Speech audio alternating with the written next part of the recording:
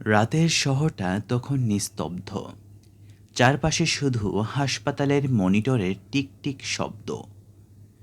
রাভি শেষ নিঃশ্বাস নিচ্ছে, একটা দীর্ঘশ্বাস, তারপর নীরবতা।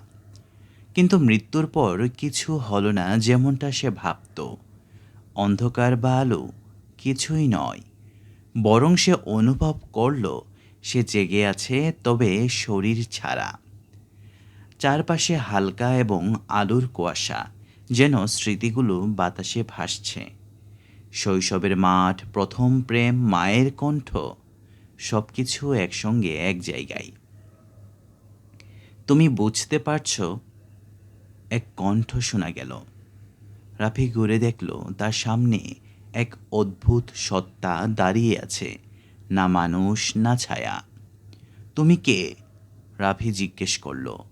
সত্তা বলল, আমি তুমি, শুধু সময়ের ওপারে। রাফি স্তব্ধ। মানে? সত্তা হাসল। তুমি যতবার জন্ম নিয়েছ আমি সেই সব জীবনের প্রতিধ্বনি।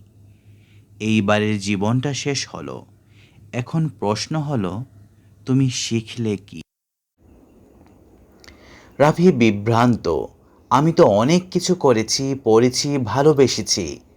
সত্তা মাথা নাড়ল। কিন্তু তুমি কি নিজেকে বুঝেছ? যে আত্মা তোমার ভেতরে, সে কি তোমার অচেনা রয়ে গেল? রাভি নীরব। মনে পড়ল সে কতবার নিজেকে এড়িয়ে গেছে, নিজের সত্য, ভয়, ভুল, অপরাধ বোধ থেকে পালিয়েছে। সেই সময় কুয়াশার ভেতর থেকে হাজার মানুষের মুখ ভেসে উঠল, যারা তার জীবনে এসেছে, তাকে আঘাত দিয়েছে, কিংবা যাদের সে কষ্ট দিয়েছে। প্রত্যেকের চোখ একই প্রশ্ন, তুমি আমাদের মনে রেখেছিলে? রাফি কাঁদতে লাগলো, কিন্তু অস্ত্র ঝরল না, কারণ শরীর নেই। সত্তা শান্তভাবে বলল, আত্মা ভোলে না, শুধু অপেক্ষা করে। যতদিন না সে শেখে নিজের ভেতরের আলো আর অন্ধকারের মধ্যে ভারসাম্য খুঁজে নিতে। তারপর ধীরে ধীরে আলো বাড়তে লাগলো। রাফি অনুভব করল সে আবার পড়ছে, নিচের দিকে নয়, বরং ভেতরের দিকে। এমন এক জায়গায় যেখানে সময় নেই, মৃত্যু নেই, শুধু আত্মার প্রতিধ্বনি। একটা শিশুর কান্না শোনা গেল দূরে কোথাও। নতুন এক পৃথিবী, নতুন এক দেহ, নতুন এক শুরু।